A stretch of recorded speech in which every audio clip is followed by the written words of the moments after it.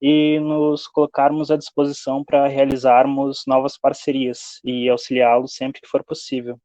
Agora eu passo a palestra à Laura. Boa palestra a todos. Oi, pessoal. Boa noite, tudo bom? Como é que vocês estão? Espero que todo mundo esteja bem. Vocês me escutam? Então, beleza. Vou compartilhar aqui, vocês me avisem se tiver em modo apresentação.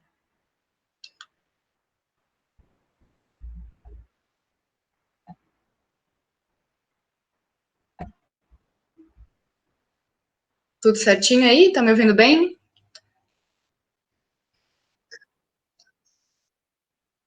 Então, tá bom. Então, boa noite, pessoal, tudo bom? Como já me apresentaram, eu sou a Laura, sou estudante da 9ª fase do curso de Medicina Veterinária aqui na UFSC, e eu vou falar um pouquinho para vocês da minha experiência de estágio na suinocultura e na avicultura. Antes eu queria agradecer novamente ao GPRO pela oportunidade, o Leonardo que me convidou e o meu professor de francês, o Matheus, que foi que me indicou para o Leonardo, muito pequeno, gente. Queria agradecer também ao GESA, é um grupo de estudos, acompanho eles desde o começo, é um grupo ótimo. Queria agradecer ao pessoal da organização, a professora Aline também, que me disponibilizou algumas imagens para eu poder utilizar hoje. E é isso, pessoal, vamos lá. Então, vou começar falando, né, por que veterinária? Aquela famosa frase, desde pequena sempre quis ser veterinária. Eu acho que se você pegar metade das pessoas que estão na graduação de veterinária, essa é a frase que vocês vão escutar, né? Desde pequeno ou desde pequena tive afinidade com animais e quis ser veterinária ou veterinária. E eu tinha uma afinidade muito grande com cães e gatos e com cavalos, porque eu fazia hipismo na época, então eu tinha um pouco mais contato com equinos também. E eu sempre falei, eu vou entrar na faculdade para trabalhar com isso, porque era o que eu tinha afinidade. Eu nunca imaginei, eu sempre falava que eu nem queria trabalhar com animais de produção. E o pessoal, os professores, principalmente os professores, sempre aconselham a gente a conhecer todas as áreas, né? Então, o meu pai, inclusive, quero agradecer ele também por todo o apoio, a minha família sempre me apoiou muito, e o meu pai, ele trabalha na Aurora. Então, eu conversei com ele, pai, será que não teria oportunidade de eu estar acompanhando o pessoal, algum veterinário lá na Aurora, o pessoal de frango? Eu nunca nem tinha entrado numa aviária na minha vida. E aí, fui lá, acompanhei por 15 dias os veterinários, e desde então, nunca mais saí da produção animal, uma área que eu gosto muito, a suinocultura e a avicultura.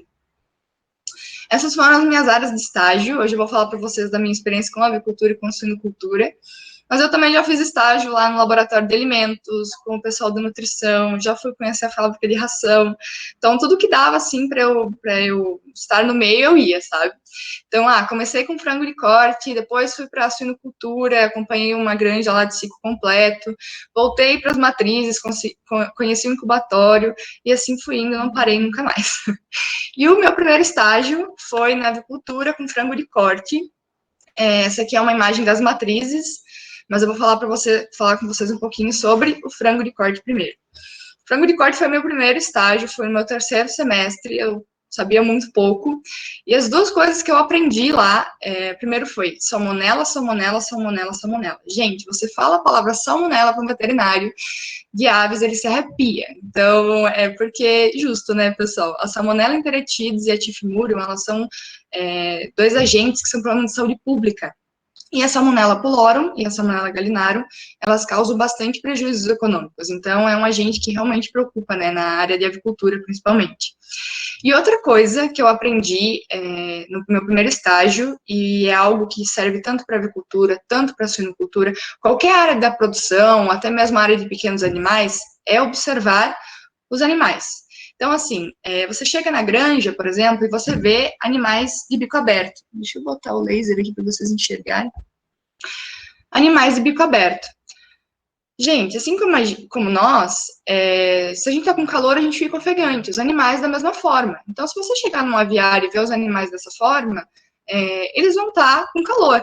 Uma vez eu cheguei num aviário e os animais estavam tudo de bico aberto, os ventiladores estavam ligados, e aí quando a gente foi ver, o bebedouro não estava tendo fluxo de água. Então, o produtor não viu, né, no momento. A gente sempre, quando chega na granja, testa os bebedouros, vê como é que tá os comedouros. Por exemplo, assim, gente, eu vou falar pintinho, mas a professora Aline não gosta que eu fale pintinho, porque o correto, o termo técnico é pinto. Então, quando eu me referi a pintinho, vocês sabem que eu tô falando pinto. Então, o nível do bebedouro tem que estar no nível da visão da ave, não pode nem estar muito alto, nem muito baixo. Então, toda a fase, conforme o animal vai crescendo, a gente vai ter que ir regulando o bebedouro. Isso são coisas que tem que analisar na granja, tem que observar essas questões.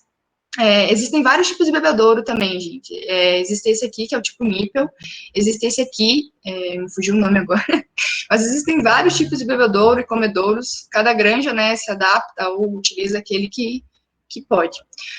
Outra situação que eu peguei uma vez, a gente chegou na granja e estavam todos os pintinhos de olho fechado, pareciam cegos. O que tinha acontecido? O vazio sanitário não tinha sido feito de maneira correta, então, ou foi muito pouco tempo.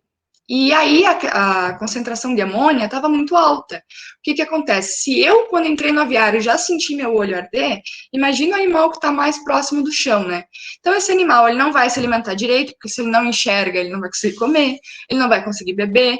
Então, esse já era um lote que provavelmente ia ser um pouco comprometido. Outra coisa importante é a gente analisar a cama. A cama, como é que tá? Ela tá seca? Ela tá úmida? Ela tem que ser uma cama seca. Não pode ser úmida. Se ela é úmida, provavelmente o animal vai apresentar, por exemplo, calo de pé, vários problemas. E outra coisa que a gente pode observar na cama também, a questão das fezes. Então, se a gente olha o animal, se o animal, por exemplo, está com a cloaca suja, as penas sujas, o que isso pode indicar para a gente? Diarreia. Então, a gente tem que analisar isso também, observar certinho todos os animais. E outra coisa muito importante, questão de biosseguridade, gente. Questão de controle de roedores, controle de ver se as telas estão todas ok, acompanhar tudo bem certinho para ver como é que está a situação lá na granja, né? As pessoas que entram, as pessoas que saem. Então, tudo isso é muito importante. Nas matrizes, a questão de biosseguridade é mais importante ainda. Deixa eu explicar para vocês o que são as matrizes. As matrizes são as aves que vão produzir os ovos para gerar o pintinho lá para ir para a granja para o frango de corte. As maiores empresas e marcas que tem hoje em dia são as linhagens da Cobb e da Ross. Tem mais uma empresa também que fornece essas linhagens para a Aurora, acho que é Rubner, alguma coisa assim, eu não me lembro muito bem. Mas essas duas vocês vão ouvir falar bastante. Aqui nas matrizes a biosseguridade é maior ainda. Você tem que tomar banho para entrar, você tem que tomar banho para sair. O controle, nessa pirâmide aqui, cada vez que vai, a biosseguridade é maior ainda. Então, as matrizes, elas são divididas em duas partes, na parte de cria e na parte de recria, e a produção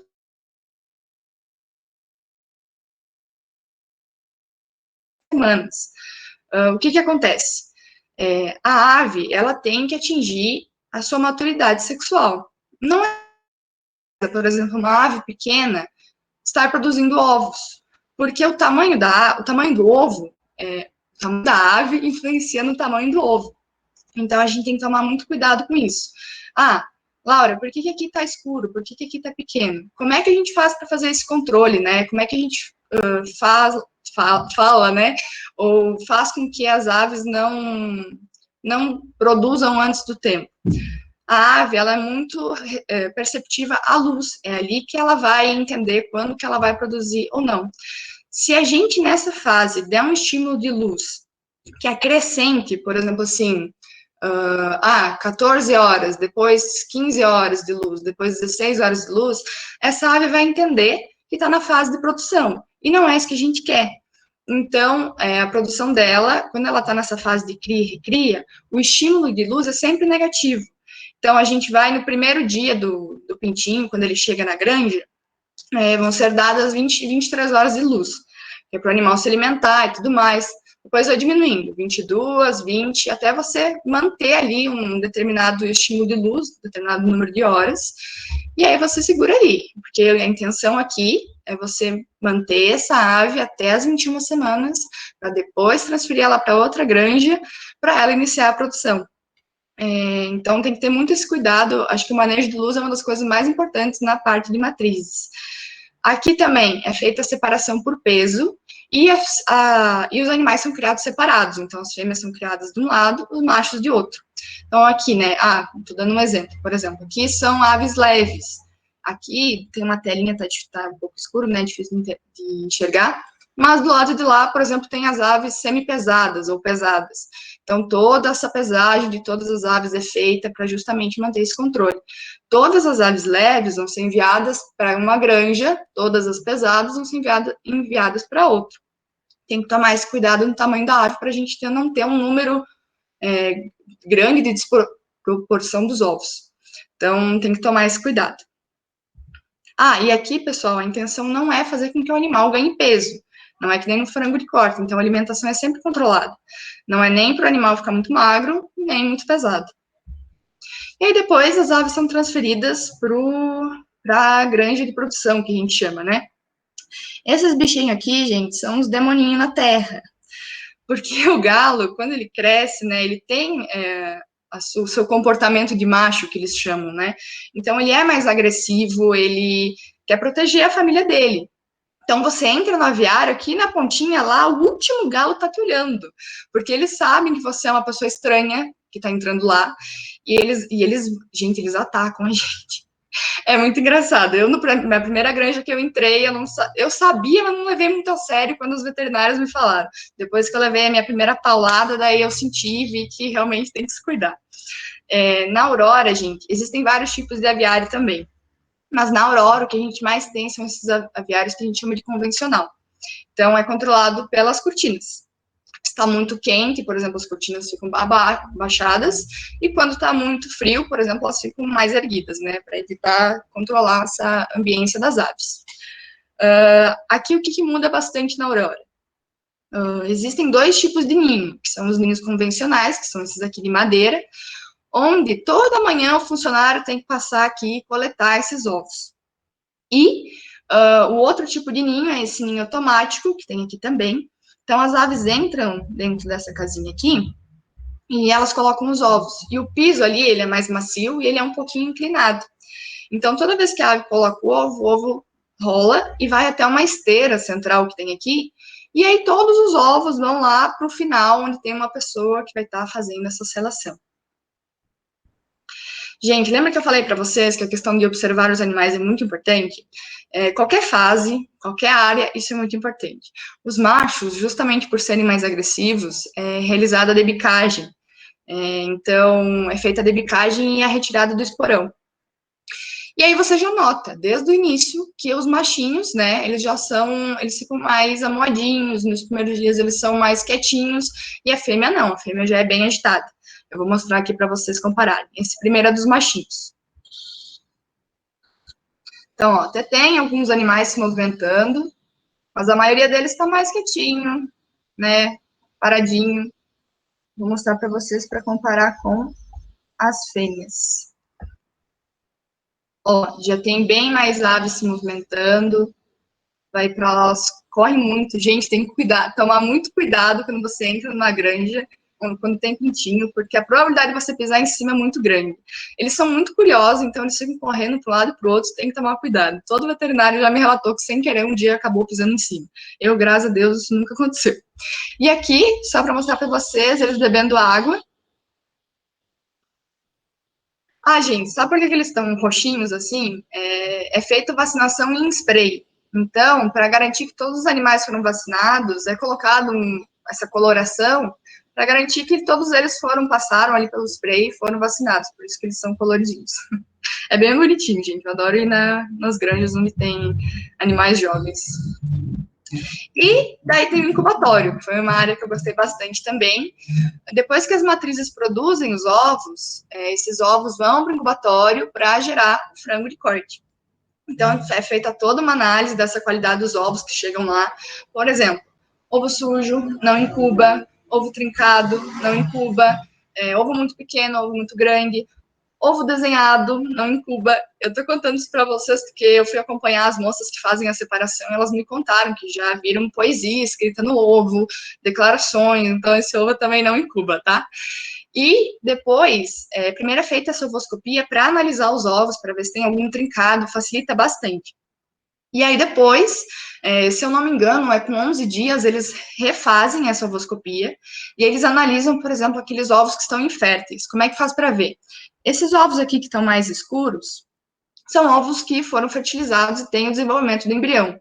Esses aqui são ovos inférteis. Eles podem ser, que são mais vermelhinhos, sabe? Vocês conseguem ver a diferença daí?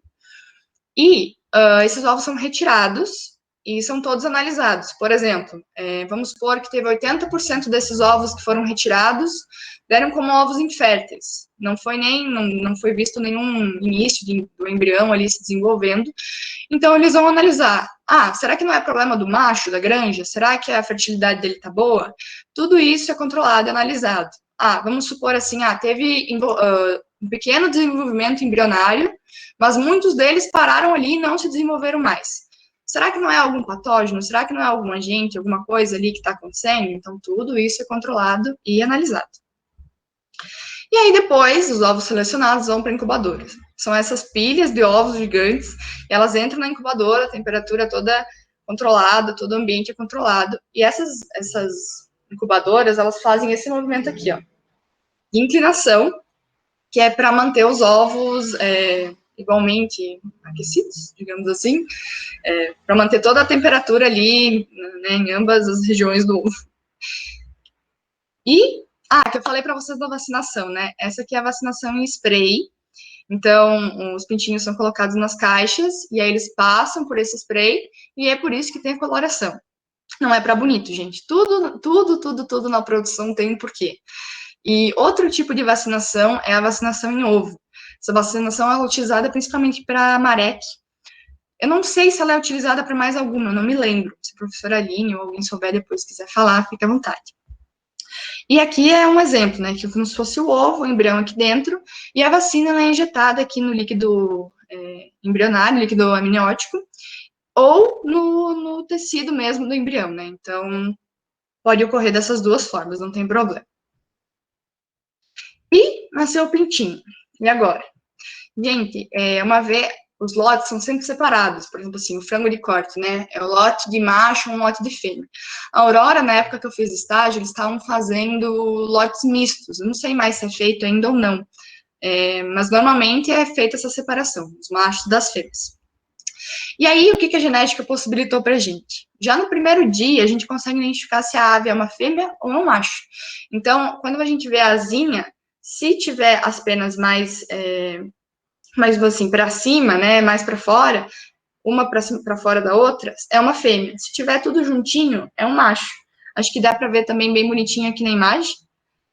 E é assim que a gente identifica. E é muito legal ver o pessoal fazendo a sexagem, que a gente chama, porque eles são muito rápidos. Eles pegam aqui 2 pintinhos na mão e vão super rápido olhando. Eu pego um, comparo, olho, será que é, será que não é? E eles são muito rápidos. E a taxa de acerto deles é muito alta, 99, não sei quantos por cento. Então, a porcentagem de erro é muito pequena. E aí, gente, pintinho vira nuggets? Não vira nuggets. Acho que todo mundo já viu, ou já ouviu falar que pintinho é triturado, né? O que acontece? Isso não é mentira, mas também o pintinho não vira nuggets para isso. No incubatório, gente, tem alguns animais, não muitos, eles apresentam determinadas deformidades. Então, esses animais não vão para a granja. Nasceu com mais membros. Como é que esse animal vai conseguir se alimentar? Então, alguns dias depois que ele for para a granja, ele não vai conseguir comer, ele vai acabar morrendo de fome. Então, esses animais já são eliminados no incubatório. E aí, aqui, por exemplo, eles chamam aqui de umbigo que não foi bem cicatrizado, né? O que isso significa? Esse animal está mais propenso a infecções. Esse animalzinho até vai para a granja, mas o produtor reclama, às vezes, né? Porque não é um pintinho bom, como eles falam, né? E aqui, por exemplo, um animal que não teve uma boa formação. Então, esse animal também não tem como sobreviver na granja, né? Então, eles são eliminados já no incubatório. Gente, está tudo interligado. Eu não botei aqui a tabelinha das matrizes, mas pensa comigo. as matrizes vão produzir ovos que vão para o incubatório. Esses ovos têm que ser transportados. Então, imagina transportar ovo, gente. Tem que tomar muito cuidado. Tem que ser fornecida a ração para as matrizes, para o frango de corte. Tem que organizar o alojamento. Tem que organizar o frigorífico. Quantos animais vão bater no dia? Que caminhão está disponível para quê? Tem que ter toda uma organização. E a empresa, ela tem o próprio sistema, claro. Mas uma ferramenta que eu vejo eles utilizar muito, e que é uma ferramenta auxiliar, é o Excel. Então, até no grupo do GES, a gente está fazendo algumas reuniões, onde a Profeline está mostrando para a gente como é que usa o Excel. Então, é um conselho que eu dou para quem quer trabalhar com animais de produção, fazer aí pelo menos o curso básico, porque também é uma das coisas que as empresas estão pedindo no currículo das pessoas, né, para contratar. E, gente, já imaginou uma greve, tipo, que nem teve a greve dos caminhoneiros? Tudo isso tem que ser organizado, tudo isso tem que ser montado. Ou, por exemplo, agora na questão da pandemia, né? Como é que faz? Então, eles montam um comitê de crise para resolver isso, para ver como é que eles vão fazer tudo certinho. E não tem como você chegar lá para a galinha, né, para a matriz e falar assim, amiga, tá dando problema lá, segura um pouco a produção, que não dá para incubar agora. O animal não sabe disso. Então, ele vai continuar produzindo ovo e você tem que fazer algo com isso. Então, não tem como parar, gente. Infelizmente, é uma coisa que não tem como parar. Se a Aurora, por exemplo, parar por 15 dias, que é uma empresa grande, a empresa fale. Não tem como manter, sabe? Então, porque os animais, não tem como a gente controlar isso, né? E, falando um pouco... isso que eu falei para vocês também vale para a suinocultura, né? Então, mesma coisa, ter tudo interligado, tem que tomar muito cuidado, ser muito detalhista ali, cuidar, né, como é que vai ser feito todo o processo. Na suinocultura, é isso também. Então, vou falar um pouquinho para vocês da suinocultura. Essa imagem aqui, gente, não é numa granja aqui no Brasil, mas eu já vou explicar para vocês certinho como é que funciona. E eu fiquei chateada porque eu me dei conta que eu não tinha nenhuma foto com suíno além dessa. Mas eu vou tirar. Eu acho que é porque o animal não gosta muito de ser tocado, né? Então eu acho que eu evitava, não sei. Mas não tenho nenhuma foto. E, gente, o primeiro lugar que eu conheci da suinocultura foi a UDG. A UDG é a Unidade de Disseminação de Genes. A gente sabe que na maioria das produções intensivas é utilizado inseminação artificial, né? Mas eu nunca parei para pensar de onde que vinha tudo isso. Então, tem uma granja que é só de machos, que é para justamente fazer essa coleta de sêmen. Então, eu vou mostrar aqui para vocês só um pouquinho, esse videozinho vai mostrar melhor.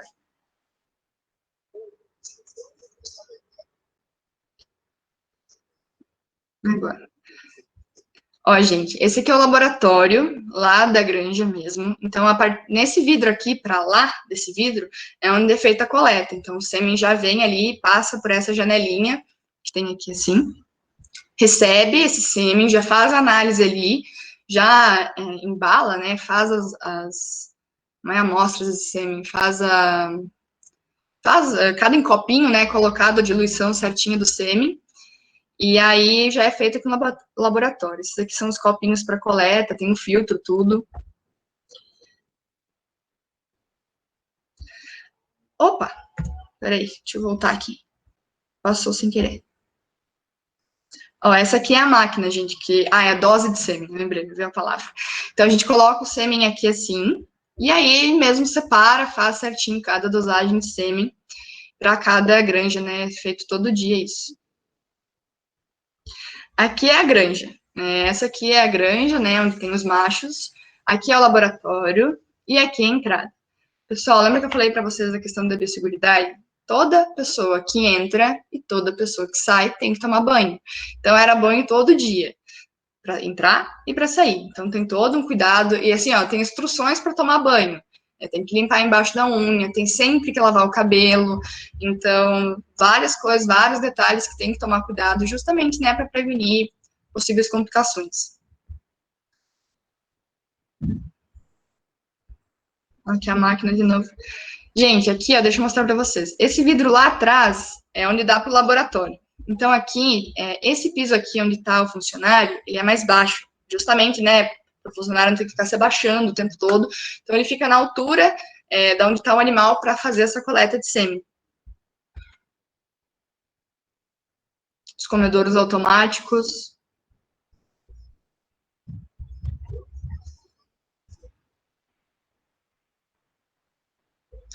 Gente, esse vídeo é antigo, hoje eles já têm outra unidade, que é muito maior que essa, eu não conhecia ainda, mas o pessoal disse que tá maravilhoso lá o lugar, então já tá produzindo muito mais do que foi falado ali no vídeo.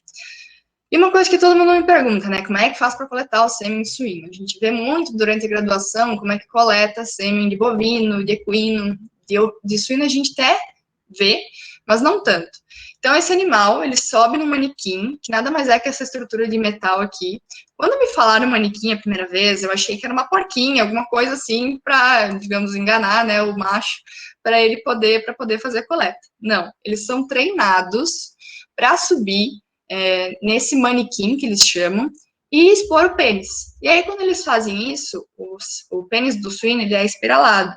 Então, a gente segura, né, com luva, tudo, segura, faz uma pressão como se fosse simular a vagina, né, e aí esse animal expõe o pênis, você fica segurando ali com o copinho, e lá na Aurora, não precisa nem ficar segurando, eles pegam esse material aqui, que é tipo um velcro, digamos assim, e aí tem várias bolinhas, onde eles fazem uma pressão ali, e deixam o animal ali, e o copinho embaixo, que ele vai ejacular e vai coletar o sêmen.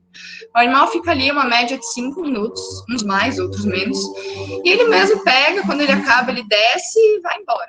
Ele sabe até, né, o funcionário guia, mas ele sabe até onde é que é a baia dele. São animais bem tranquilos. Eu no início tinha medo porque eram machos, né? Mas não, são animais super tranquilos e dóceis. Foi bem legal conhecer a UDG. E aí, eu tive a oportunidade de conhecer também o ciclo completo, uma granja de ciclo completo, que era uma granja núcleo. Assim como na avicultura, aqui na suinocultura também tem a pirâmide, né? Então, a granja núcleo, o objetivo é produzir fêmeas para ir para a granja multiplicadoras. E as granjas multiplicadoras vão produzir os animais que vão para as granjas comerciais, que daí é onde vai ser o animal que vai para crescimento e terminação, que é o animal que vai para abate e para fazer né, os alimentos. Então, eu conheci essa granja, conheci todos as fases, conheci a fase de gestação, a fase de maternidade, a fase de creche, e no caso dessa granja, como o objetivo não é ter animais para abate, não tem essa fase de crescimento e terminação.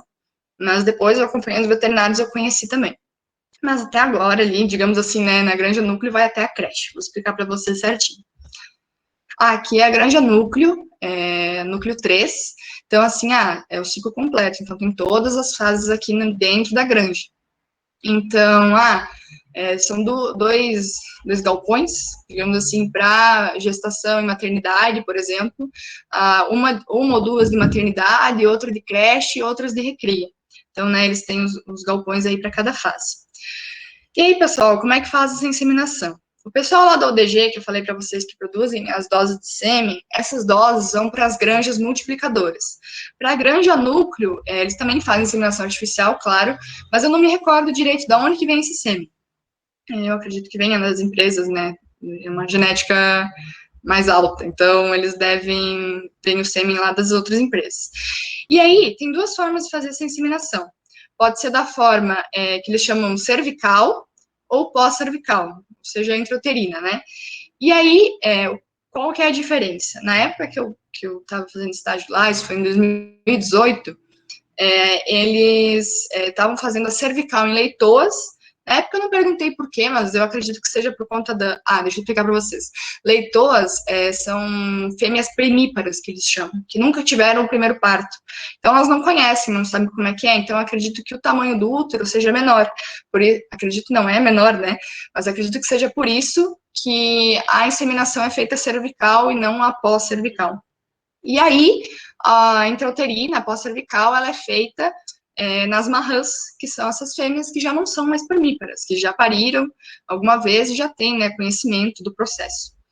Então, aqui são duas pipetas que são feitas. Essa aqui é da pós-cervical e essa aqui é da cervical.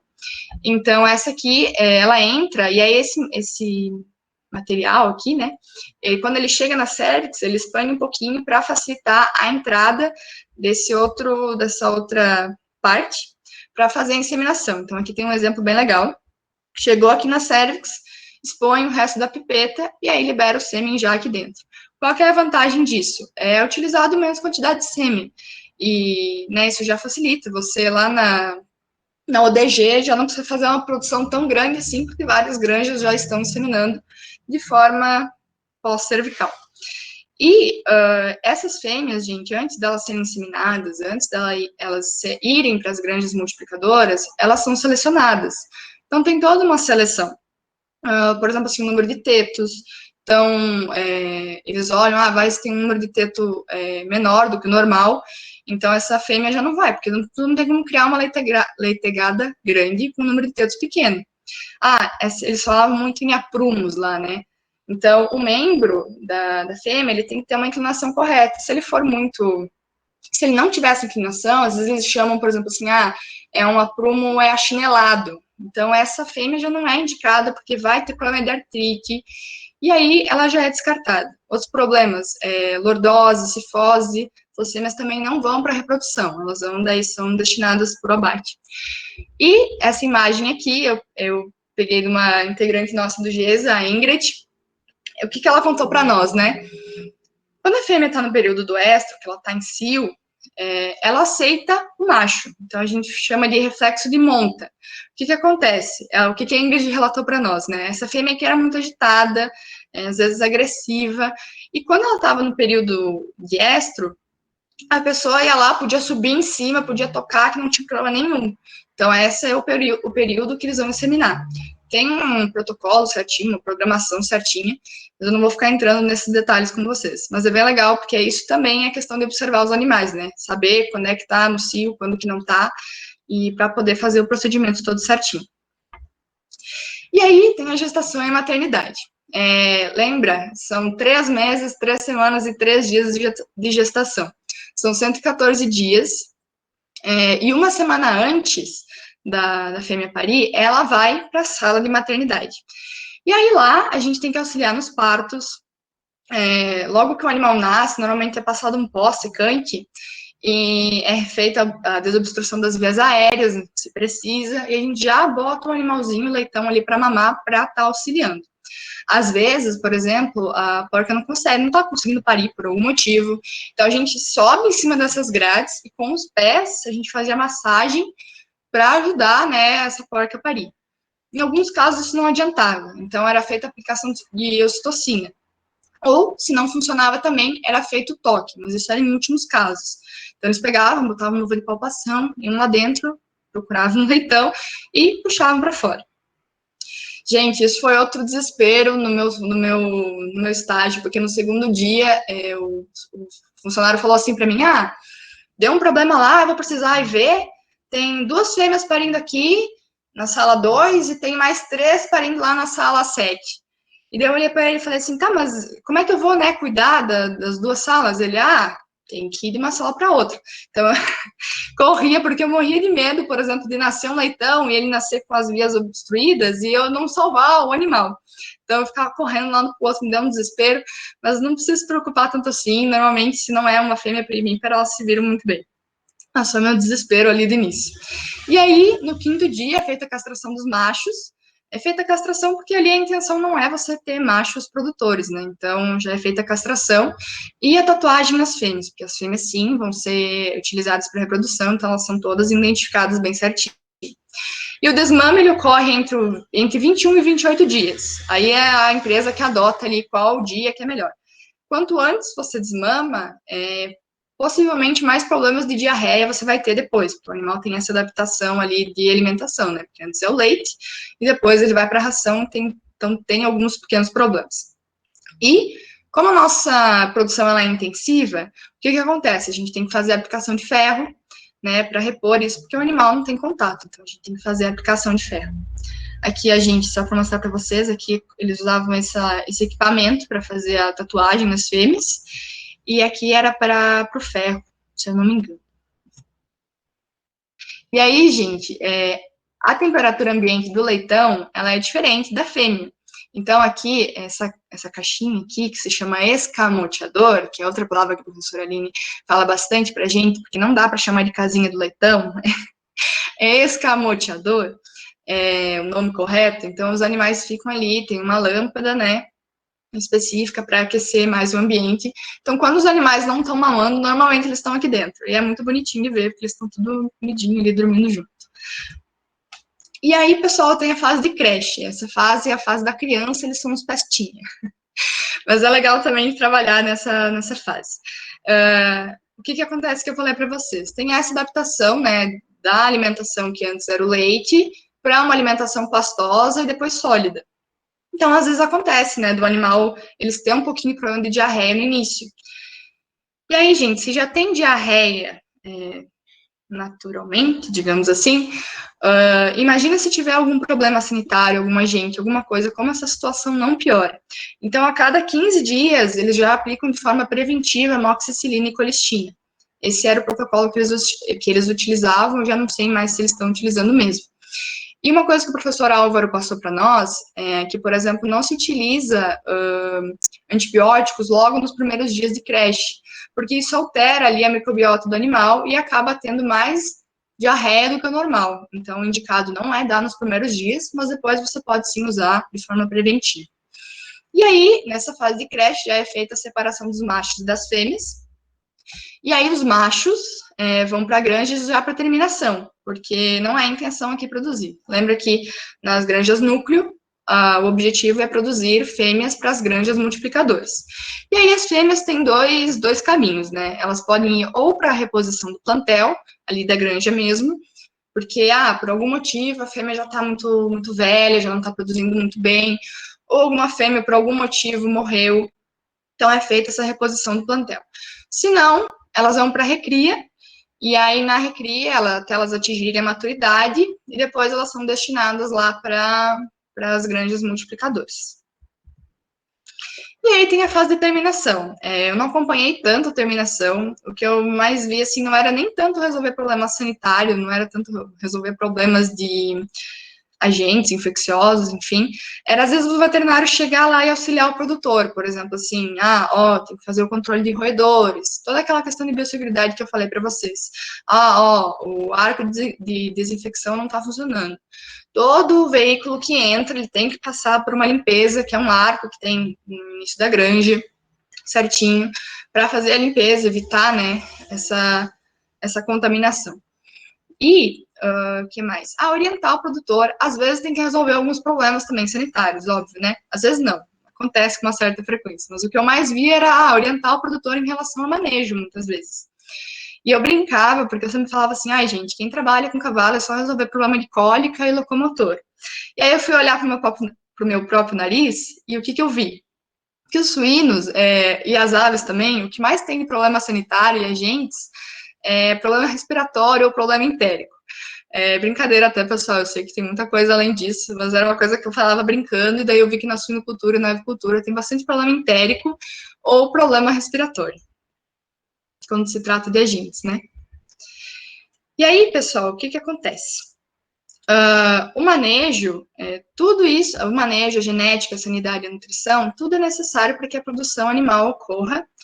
E aí é muito engraçado, porque você vai no produtor e fala, por exemplo, os animais não estão muito bem, estão muito magros. Aí ele fala, não, é problema do veterinário, que não veio aqui dar a medicação que eu pedi, sabe? Às vezes tem alguns produtores que acham que é a medicação que vai salvar o lote, e nem sempre é isso, né? Daí o veterinário às vezes pega e fala assim, não é problema da medicação, é problema lá da fábrica de ração, a nutrição não tá boa.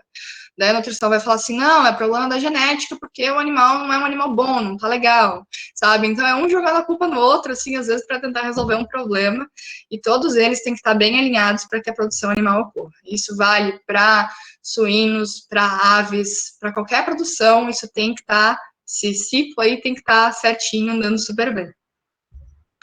E aí, gente, vou contar para vocês que eu falei da granja lá que não era no Brasil. Eu tive a felicidade de poder fazer um pequeno estágio lá no exterior. Fiz no Canadá, conheci a neve, meu sonho de criança, nunca tinha conhecido. E aí, eu fiz um estágio lá na Sanimax. O que é a Sanimax? Todo produto que não vai, né, para alimentação tem muitos resíduos. Então, ossos, penas, sangue, animais que são descartados, tudo isso é um resíduo. E aí a Sanimax, ela é uma empresa que vai nos frigoríficos, pega esses resíduos, processa, é bem grande a empresa, e aí transforma em farinha de vísceras, farinha de carne, farinha de ossos, farinha de penas. Então essa é a função da Sanimax. Foi bem legal ela conhecer o processo todo. E aí, gente, o Canadá, ele é um país muito bom, mas a nossa produção é muito melhor que a deles, né? Eles têm dois problemas lá, que primeiro que é a falta de mão de obra, e segundo, inclusive, gente, recomendo quem por acaso está buscando estágio no exterior fazer lá, porque todo lugar que eu ia, o pessoal pedia se eu estava procurando emprego. Então, realmente falta mão de obra lá, e por isso eles investem muito em tecnologia. E outro problema deles lá é a questão do clima. Então, durante 6 meses praticamente está nevando. Então, como é que tu vai manter o animal lá a menos 30 graus? Por isso que a granja é toda fechada. Então, também eles têm problema com isso. Por exemplo, no verão, eu visitei uma granja de matrizes e eu perguntei para eles como é que era no verão lá. Daí eles me falaram que às vezes chega a morrer 3 matrizes por dia, porque é muito quente. Então, né, eles têm esses problemas. O Brasil, aqui, principalmente o sul do Brasil, tem uma produção bem melhor. A questão da nossa inspeção, né, do mapa é bem mais rigorosa aqui do que lá. Mas eles também são ótimos produtores, eles investem muito em tecnologia, e foi isso que eu gostei muito de admirar lá, de ver o pessoal.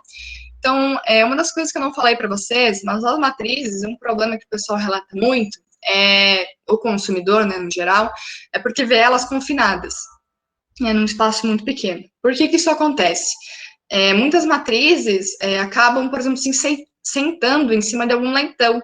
Então, muito não, mas às vezes alguns leitões morrem por esmagamento. Isso é um prejuízo, sabe? Então tem que tomar um certo cuidado. E aí eles desenvolveram um equipamento que o que acontece? Quando a matriz levanta, tem esse sensor aqui, a matriz levantou, esse sensor detecta, e aí tem uma plataforma, que é onde a matriz fica, e ela levanta. Então, os leitões não têm contato com as matrizes. E aí, quando a matriz deitou, o sensor parou de detectar, essa plataforma desce. Vou mostrar para vocês aqui. Então, né, vamos supor aí que a matriz deitou, ali só está aberto, pessoal, porque eles estavam demonstrando como é que era o equipamento todo. Então, a matriz deitou, a plataforma vai descendo, que daí a matriz vai ter acesso aos leitões. Quando ela está de pé, em teoria ela não está amamentando, né, então não tem por que ela ter contato com os leitões. E aí é por isso que eles desenvolveram esse equipamento, achei muito legal. Outro equipamento é essa balança. Aquela primeira granja que eu mostrei para vocês, não sei se vocês observaram, mas eram muitos animais numa mesma baia. O que eu perguntei para eles? Não tem problema de hierarquia?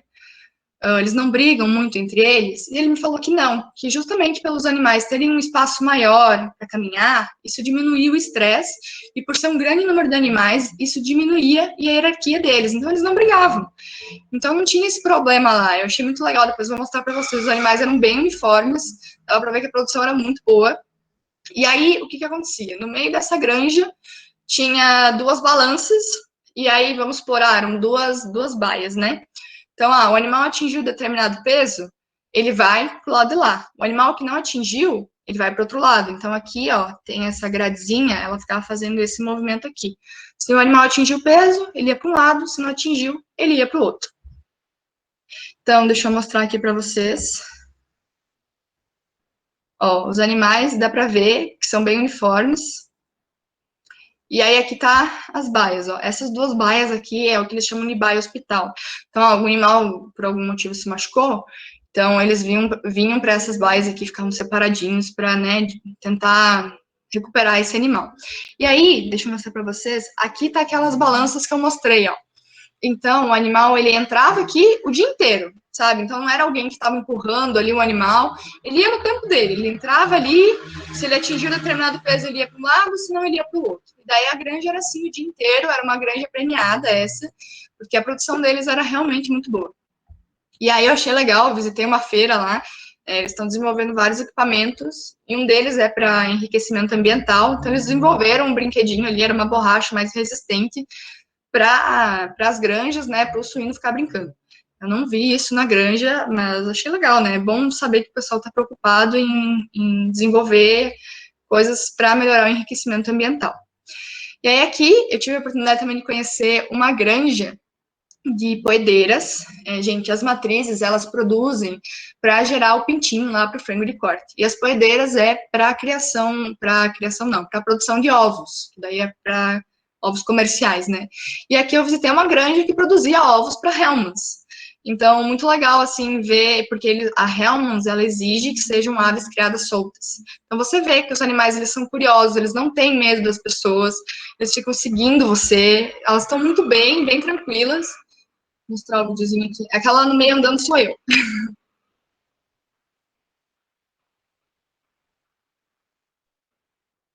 E aí, gente, outra coisa que eu achei legal lá é como é que eles fazem o manejo de luz, né? Eles têm, tá vendo essa fila de luz ali no meio? Existia outras na lateral ia indo, né? Então o galpão ele era arredondado em cima. E eles simulavam o nascer do sol e o pôr do sol. Eu não sei como é que é feito aqui no Brasil, não conheci grande de postura, mas eu achei isso muito legal. E uma coisa que ela me relatou, eu questionei em relação à cor das luzes, né? Ela me falou que teve uma vez um lote que estava tendo problema de canibalismo. E aí elas utilizaram a luz vermelha para testar se melhorava. E ela disse que melhorou muito. E aí eu falei para ela que no Brasil, normalmente, né, nos frigoríficos, o que eu sempre vi foi a utilização de luz azul para acalmar as aves. E ela falou que eles testaram a luz azul e as aves ficavam muito agitadas. Então, era uma coisa assim que eles me relataram que era diferente do que a gente usa aqui. Achei legal, uma coisa para se analisar, para se pesquisar, né? E aqui, gente, quem gosta da área de bovino, de equino, gente, eu conheci o hospital veterinário lá da universidade. No Canadá existem só 5 universidades de veterinário. O hospital é maravilhoso. Eu quase chorei lá de emoção, porque era muita tecnologia, muita coisa que a gente só sonha em ver às vezes, sabe? Que a gente vê na aula teórica, a gente pensa, tá, isso aí a gente não vai usar porque a disponibilidade é muito pequena. Então, eles tinham, por exemplo, esse equipamento aqui, vamos supor um bovino muito agitado. Esse animal era direcionado para essa estrutura, e aí quando ele chegava aqui no meio, ele era, digamos assim, prensado, né? Ele era imobilizado. E aí essa estrutura, ela girava 360 graus. Então, por exemplo, o animal tem algum problema de locomotor. Gira esse animal aí 180 graus, o veterinário aqui fora conseguia fazer tudo que era necessário. Então, eu achei muito legal. Esse é um dos equipamentos. Tinha vários, por exemplo, para equino, tinha uma esteira gigante para justamente analisar, né, a questão dos membros, né? Lembra que eu falei que quando só tem problema de locomotor e cólica? Então, aí eles faziam, né? Corriam, botavam o animal para correr nessa esteira, e a esteira mesmo falava assim, tá claudicando tal membro. Então, era feita uma análise muito legal, os equipamentos lá eram muito legais. Teria que fazer uma apresentação só disso para mostrar tudo que eu vi lá, porque era muito interessante. Muita coisa diferente. Mas, pessoal, independente do local, há sempre algo que nunca muda. Em todo local que eu fui, isso sempre tinha. Você sabe o que é? São as pessoas. Gente, pessoas vai ter independente do país, independente da empresa, independente de qualquer coisa. Quem entrou na veterinária dizendo que não queria lidar com gente, que ia só lidar com bicho, se enganou. Porque atrás de um animal, de um cavalo, de um gato, de um cachorro, tem um tutor. Atrás de uma granja tem um produtor. Então, sempre você vai estar lidando com animais. Sempre você vai estar lidando com pessoas, desculpa. E com os animais também, claro. Mas isso é uma coisa muito importante. Outra coisa que as empresas pedem muito é como é que é a sua comunidade, como é que é a sua habilidade para trabalhar em grupo. Porque na empresa você vai trabalhar em grupo. Então, esses trabalhos em grupo aí que vocês reclamam da faculdade, gente, ele tem um objetivo, não é só para incomodar ou para estressar o aluno. Nas empresas é isso mesmo. E aí, quem me recebeu lá no Canadá foi o François e a Chantal. Então, o François me levou para conhecer algumas empresas também, a faculdade, então, tive uma experiência incrível, porque eu conheci pessoas maravilhosas também. E, gente, é muito importante a gente sempre se mostrar proativo, interessado, comunicativo, fazer perguntas, não ser inconveniente, claro, porque o veterinário pede muito no estágio assim, se tu tiver alguma dúvida, me pergunta depois do particular, sabe, não perguntar na frente do produtor, algumas coisas podem ser meio chatas, assim, de responder. Mas, muito legal, eu adorei todas as experiências que eu tive, e é isso, gente, uma frase que eu trago para vocês, é uma pessoa que nunca cometeu um erro, nunca tentou nada de novo. Então, pessoal, não tem medo de errar. A gente está na graduação para isso. Então, vão fazer estágio, não tenham medo de perguntar, não tenham medo de tentar. Ai, que nem é, né? Eu fui coletar o sêmen de suíno, eu tinha muito medo de errar, mas eu fui lá com medo mesmo e tentei. Um dos medos que eu tinha, que por isso que eu fui fazer essa viagem para o Canadá, eu morria de medo de falar inglês. Então, isso foi uma das coisas que eu bati no peito e falei, não, eu vou resolver isso. Então, mesmo que eu vou lá para errar, não tem problema. E aí eu fiquei no Quebec, por isso que eu falei para vocês do Matheus, meu professor de francês, porque eu nem sabia que tinha uma parte do Canadá que falava francês. E aí, quando eu já tinha agendado a viagem para lá, eu descobri que eles falavam francês. Então, tem duas línguas, né? O inglês e o francês. E aí, eu fui correndo atrás de alguém que dava aula aqui em Curitibanos, inclusive recomendo propaganda, né? O Matheus é um ótimo professor, me ajudou muito. E é isso, pessoal. Muito obrigada pela atenção. Qualquer dúvida que vocês tiverem, podem entrar em contato comigo. Tem ali meu número de celular, se quiser me chamar no WhatsApp. Tem meu e-mail. E mais uma vez, agradeço ao GPRO, o GESA, por todo mundo que está me assistindo, que está me apoiando. Então é isso, pessoal. Obrigada pela paciência e pela atenção hoje.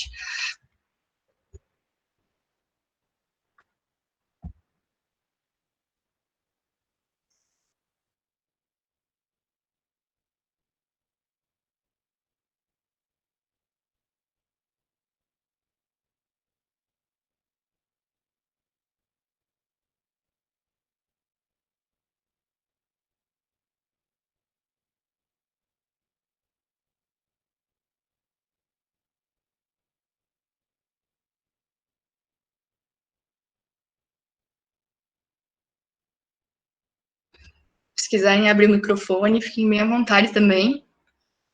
Podemos conversar, não tem problema. Eu sei que tem muita gente, talvez esteja no início do semestre, da faculdade, perdão, e talvez não conheça muito a produção, né? Está justamente participando do grupo para conhecer. Então, não tenho medo de perguntar, né? Sem problema nenhum. Se alguém tiver alguma dúvida, fica à vontade. Oi, Laura, tudo bem? Oi! Gente, vou falar para você só uma coisinha lá para começar. O GES, ele fez um evento e várias pessoas do país inteiro, às vezes, participam do grupo. Então, tem gente da Bahia, tem a Federal do Amazonas, tem a Laura, que é da UFLA, de Minas Gerais, tem o Washington, que é de Minas também. Então, é muito legal, assim, ter todo esse pessoal participando aí. Pode perguntar, Laura, diga. Laura, eu queria ver com você falou sobre a Aurora lá com diarreia e tudo mais, e a gente sabe que o desmame é o dia do desespero do leitão, né? É o dia do sofrimento dele. Aí, a gente estuda muito aqui em Minas sobre questão de formas de mitigar esse desespero dele, né? Esse estresse que ele passa. Aí, quais foram as coisas que você observou lá na Aurora que eles fazem para poder de certa forma, trazer menos desespero para esse momento crucial para eles? Então, né, tem muito cuidado com o manejo também, porque você evita, né, tentar estressar o leitão. E o outro cuidado que eu vi, eles não desmamam com 21 dias, eles estavam desmamando com 24 ou 26 na época, agora eu não sei mais como é que tá. Mas então, tentar não desmamar tão cedo, e eles também cuidavam muito, por exemplo, no transporte desses animais, para evitar o estresse, né? São essas duas principais coisas que eu vi, assim. Deixa eu pensar se tem mais alguma coisa.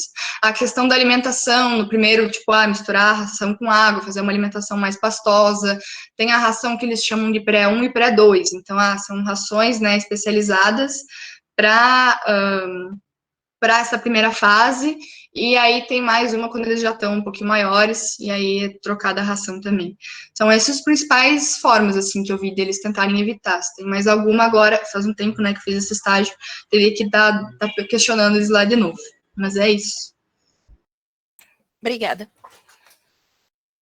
A Profeline falou também que existe uma recomendação forte para evitar o desmame antes dos 24 dias. Lá na Aurora não era feito esse desmame antes dos 24 dias, pelo que eu me lembro, né? Mas era uma das formas de evitar esse estresse.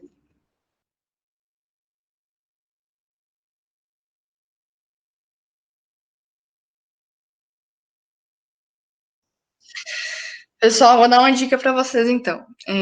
Na época que eu queria fazer o estágio final ali, que eu queria, né, melhorar o inglês, principalmente, eu primeiro tentei entrar em contato com a UFSC. Eu não sei como é que funciona na UDESC, se vocês têm editais ou coisas assim para fazer intercâmbios. Tem? Então, assim, pessoal, é um processo que demora. Então, eu fiquei no início de desde o início de 2019, eu estava pesquisando como é que ia ser feito tudo isso. E aí eu consegui ir para lá só no início de 2020. Então, eu sei que agora a gente está numa pandemia, mas o ideal é, por exemplo, assim, se vocês querem tentar para o ano que vem, começar a ver já agora. Então, ver os editais, acompanhe o que a faculdade está oferecendo. E outra coisa que eu não sabia, é uma opção mais complicada? Mas ela existe. A UFSC, pelo menos, ela tem várias parcerias com universidades fora do Brasil. E tem a opção de bolsas, que daí você ganha normalmente por mérito. E aí tem também, por exemplo, bolsas no Canadá, que é bolsa do governo. Que o pessoal mesmo incentiva para ir para lá, porque eles precisam de pessoas, né? Então, tem vários países oferecendo bolsas para os estudantes. Aproveitem essa fase da faculdade para isso. E aí, o que eu fiz nessa época? Quando eu estava procurando estágio, que eu queria fazer algo fora, teve todo aquele processo da PEC, não sei se vocês lembram, e aí, o que aconteceu? Muita coisa foi encerrada, os intercâmbios, eles cancelaram tudo, e eu fiquei muito chateada. E aí, o meu pai tinha um amigo que morava lá no Canadá. Então, foi tudo conversando, assim, um dia o meu pai comentou com esse colega de trabalho dele, que eu estava procurando, né, fazer esse estágio, um estágio, assim, fora do Brasil. E aí, esse senhor entrou em contato comigo, eles viram, né, o meu interesse, foi feito, tipo, uma entrevista antes, assim, ele quis me conhecer primeiro, e aí ele me apresentou para o François, que é aquele casal lá que eu falei para vocês. E aí eles estavam tentando me auxiliar para a gente ver uma universidade, mas como estava tudo fechado ali por conta dos cortes de gastos, eu acabei não conseguindo. E aí o François também conversou comigo, gostou muito de mim, sempre me mostrei interessada, proativa, e ele falou, Laura, quer saber? Vem aqui, fica aqui um mês e meio, e aí eu converso com o pessoal lá da Sanimax para te fazer um estágio lá, né, ficar um tempinho lá para conhecer também. Ele foi um anjo na minha vida, ele e a Chantal, basicamente, foi isso que aconteceu. Então, eu acho, por isso que eu falo para vocês, né, saber conversar com pessoas é uma coisa mais importante, porque foi através de contatos que eu consegui ir para lá. E agora eu estava vendo uma questão de bolsa para ver se eu consigo fazer meu estágio final lá, estou me organizando. Então, tem várias opções, gente. E, assim, documentação é um saco. Eu abri uma pasta, por exemplo, para tentar me inscrever numa bolsa, e assim, era uma quantidade de arquivos enorme que você tinha que preencher. Ali eu acho que metade das pessoas já desistem. Então, paciência, persistência e fazer isso com muita antecedência. Porque é possível, sim, gente, não é difícil, só tem que fazer com bastante tempo de antecedência, porque é um processo que demora muito. Aí depois, vamos supor, você conseguiu ir para lá, tem visto para fazer. Eu estava vendo agora visto também de trabalho, porque estagiário lá é considerado como trabalho, então você tem que ter o visto de trabalho. E aí tem toda uma documentação também para fazer o visto. Então, assim, gente, persistência, acompanhe os editais da UFSC ou da UDESC, não sei como é que funciona lá, se planejem com bastante tempo, ou, né, foi a minha opção, sejam sempre pessoas simpáticas, pessoas que mostram interesse, que as coisas vêm. Eu comecei meu estágio no frango de corte lá na Aurora, depois uma das veterinárias me conheceu, me chamou para conhecer o incubatório, outra funcionária me chamou para conhecer a fábrica de ração, então foi sempre por eu estar demonstrando ali interesse em conhecer os processos. E é isso. Contei a história, eu acho.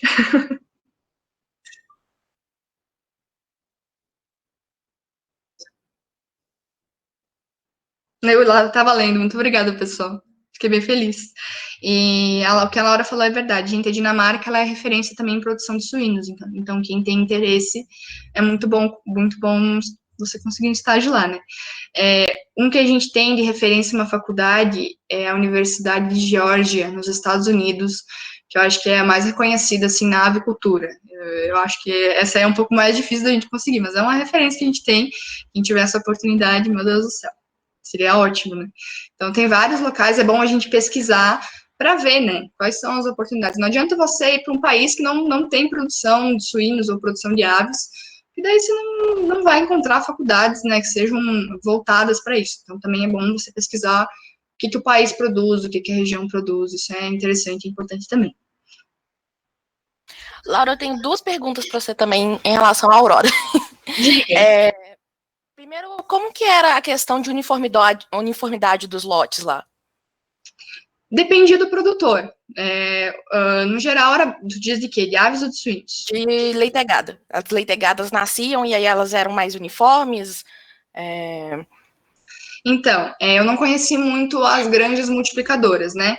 As granjas núcleo, eu acredito que talvez por uma questão de genética, são um pouquinho mais sensíveis. Então, grande parte dos leitões nasciam de forma uniforme, mas sempre tinha um que era pequenininho, e aí o que, que era feito? Era feito um manejo ali, né? Os animais menores eram deixados numa fêmea e os maiores eram transferidos para outra fêmea, né? Então era sempre se tentava manter esse padrão ali, justamente para não ter essa competitividade entre os animais e os animais se tornarem muito refugos, né? Então, mas no geral era bem bom. O problema quando eu fui lá, eles estavam com um problema um pouquinho mais sério de diarreia. Eles estavam tentando descobrir o que que era lá. E aí os leitões estavam um pouquinho mais uniformes, mas no geral era bem bom assim. Entendi. É porque eu não sei se você vai conseguir me responder a segunda pergunta, já que você não teve a oportunidade de ir lá nas multiplicadoras muito tempo. Mas eu penso assim,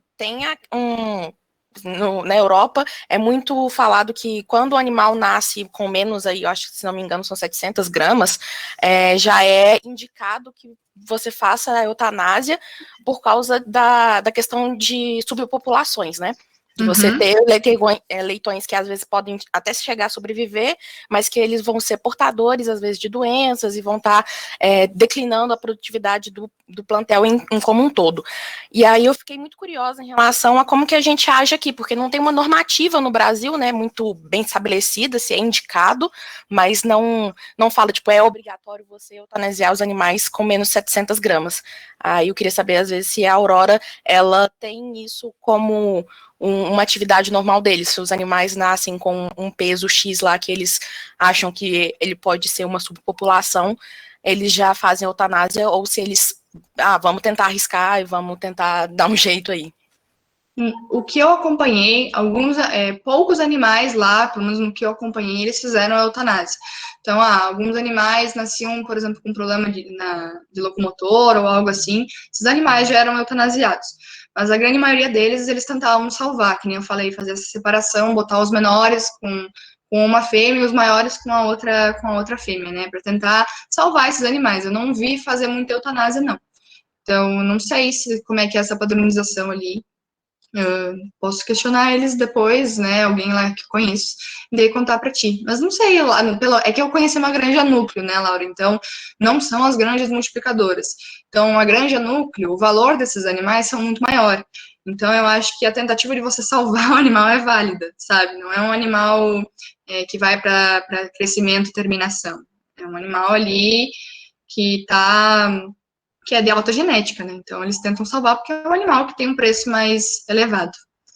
Então nas multiplicadoras e nas granjas que é feita para os animais para ir para terminação e abate, eu não cheguei a acompanhar para ver como é que eles fazem essa seleção.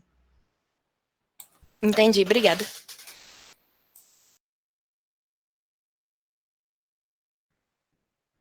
Mais alguma dúvida, pessoal? Se a Prof. Eline quiser dar uma palavrinha também, fica à vontade, Prof. Prof. Eline é a nossa coordenadora do GISA, sempre auxiliando muita gente.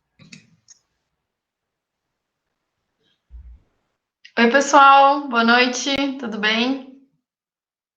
Bom, pessoal, para não me alongar, que prazer a gente fazer esse encontro junto, coletivo, né? Eu sou uma ex-caviana, então eu brinco sempre que eu saí do CAV, mas o CAV nunca saiu de dentro de mim, então é um prazer realmente que a gente repita, que a gente possa fazer mais encontros, né, dessa maneira. E a apresentação da Laura dispensa comentários, né, gente? Não tem muito o que dizer, né? A Laura arrasa sempre, que excelente, excelente, Laura. Parabéns por mais essa apresentação. Ai, fico muito feliz pelo elogio, Prof. Muito obrigada.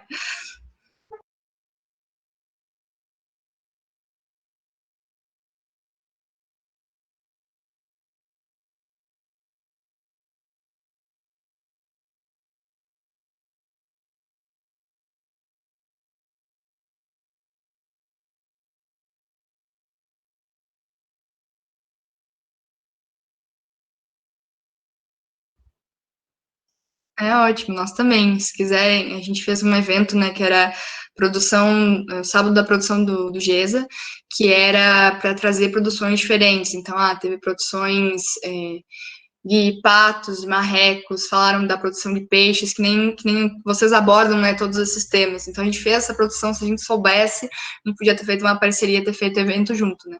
Mas é muito bom conhecer vocês, muito obrigada, gente, pela parceria, pelo convite, fiquei muito feliz. Então, espero que continue, né? Gostei muito. O Leonardo foi muito atencioso comigo, não cheguei a conhecer o pessoal do resto do grupo.